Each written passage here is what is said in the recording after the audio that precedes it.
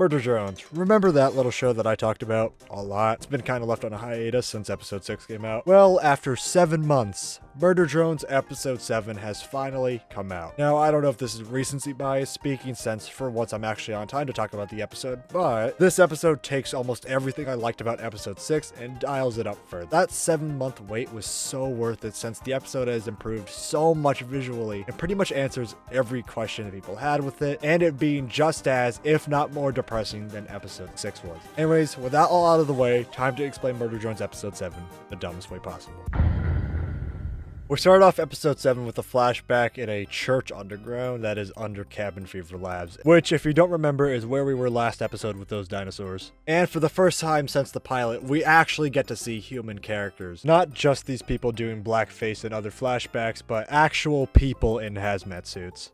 Now, I don't know if this is just me, but the animations for the humans feel like they're animated like Gmod TF2 characters, which is kind of funny. So listen up, boy, or pornography starring your mother will be the second worst thing that happens to you today. Anyways, we see a drone strung up, and we learn that this is Nori, who is Uzi's mom. The priest asks this guy, who is supposed to be someone named Dr. Chambers, if he's ready. But this guy isn't the doctor, and he's just an intern named Mitchell who put on the wrong suit. They notice shadows on the walls that cut the chains loose, and a shadow arm grabs a sharp piece that was keeping the chains on the wall, I don't know what it's called, and throws it at Mitchell and knocks the clipboard out of his hands. So this person activates a really strong magnet under Nori to disable her, and they use these full spectrum lights to expose the solver trying to reach for people. The priest tells Mitchell to go find Yeva, who is Doll's mother. The priest starts heading towards Nori and pulls out a crucifix that has a fucking USB on it. Jesus Christ, did anyone think this little show about robots killing each other would ever get to the point where they're just performing exorcisms on each other? Mitchell starts running out of the church to find Yeva, and he does this to the soundtrack sounding like Carol of the Bells. Yes, there will be a part at the end of the video where I praise AJ on the soundtrack. Mitchell finds the locker that they're keeping Yeva in, and she's just playing Tetris. He opens the locker, frees her, and brings her to the church. While they're running, Mitchell notices that the sentinels that were chained up are missing. He goes in and sees that the priest used the crucifix USB to shove it in Nori's head. But Mitchell notices immediately that something is very wrong and says he never found Yeva because he sees the actual crucifix on the ground covered in blood. He slowly approaches it, and he notices that the air is having this glitching effect. Once he gets to the cross, he finds the real priest with her arm cut off. She's then dragged away and violently killed. The entire holographic projection is taken down to reveal that Nori killed everyone in the church and made this bloody bottomless pit. The top of the cave that the church is in starts to cave in, so Mitchell grabs the cross and jumps out of the way before he's crushed. We then see Nori come out of the bloody hole being possessed by sin. She takes the cross and throws it at him and kills him. We see this little heart thing with cat ears looking at a different crucifix, and she marks some spots on this map and packs stuff with her pickaxe and starts mining away.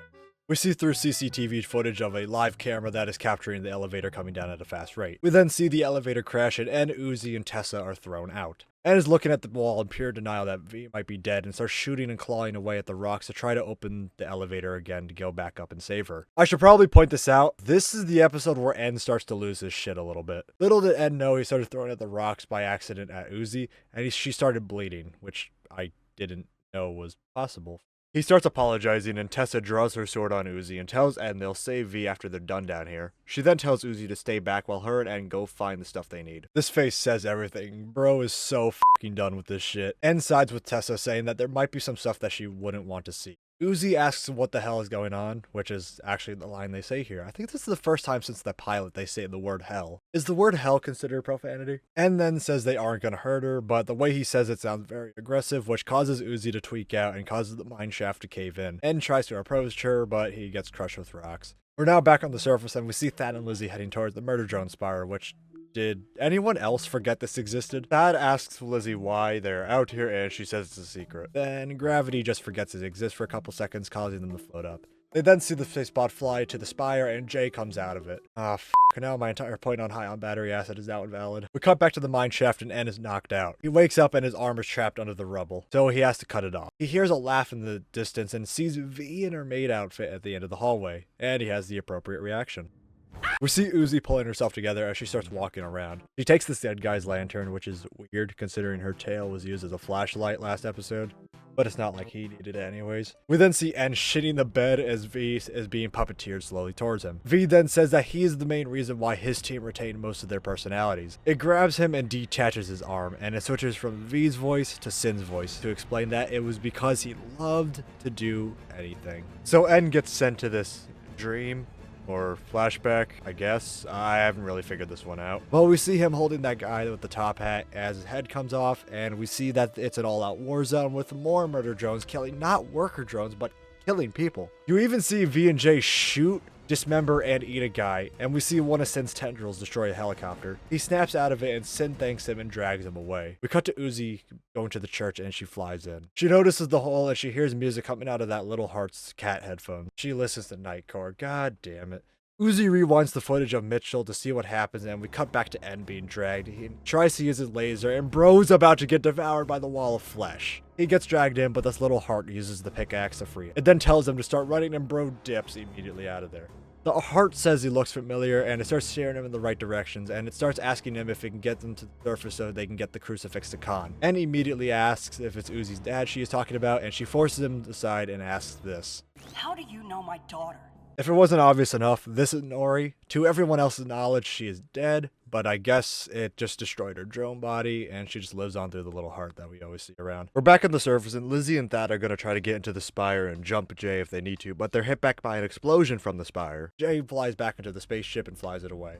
They go into the spire to see that Jay blew up the original space pod. Khan comes up from behind and gives Thad a blueprint to help them rebuild Uzi's railgun because he knows how insanely fucked everyone is, and they're gonna need as much firepower as they can get. We cut to Tessa checking on some lockers and using a computer that requires her fingerprint. So for the first time in the show, we actually get to see human skin. She turns around and everything blows up. Doll tries to pull a fast one on Tessa and asks where the crucifix USB is. Tessa cuts off Doll's eye patch, which I guess was used to prevent herself from going insane like Uzi. Tessa keeps shit-talking and hits the knife out of Doll's hand and disappears. The fire behind her is put out and she's left in the dark, hearing screeching coming from down the hallways. It starts running towards Doll and she tries to track it, but instead she gets hit with the Five Nights at Freddy's jump scare.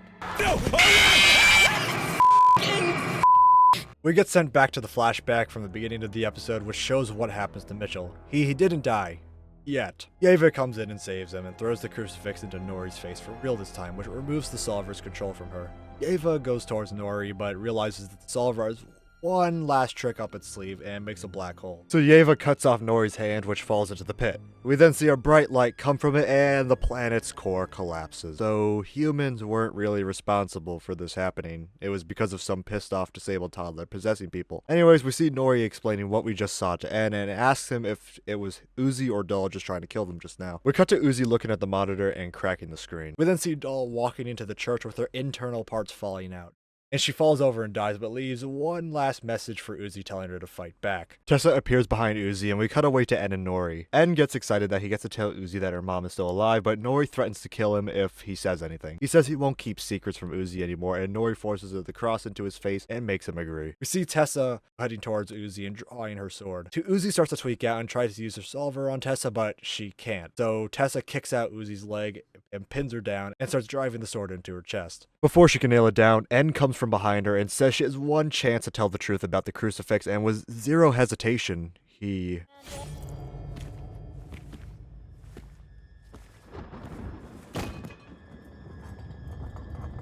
That was cold. Like, really cold. Uzi takes the sword out and starts reaching for N. He gives her the cross and says that he needs her to figure this out. But Uzi snaps N's wrist and Sin takes control of her and destroys the cross. She throws N and pins him to a column and she gets ready to kill him, but he's saved by Nori.